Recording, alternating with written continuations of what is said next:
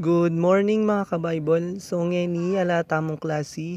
So pantala pa rin kaya katamong pemengari king gawaing bale. Happy long weekend pala. Makaba-kabayin kaya katamong bakasyon. Kaya atin tang panahon para so pantala. Kitsuken may malis ko tapos ngeni magligpit tamo king kaya kaming lamesa. Ayan.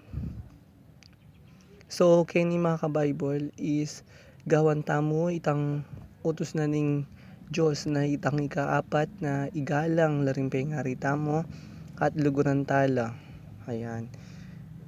Alitang potang may walala ka rin tala pantunan.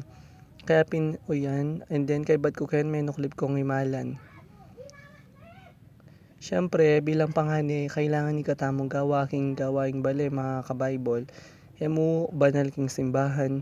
Nuna kailangan maging banal mo naman pati king bale. Ayan.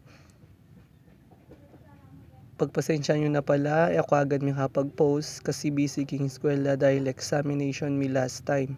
Hanggang kayo na mo, bye!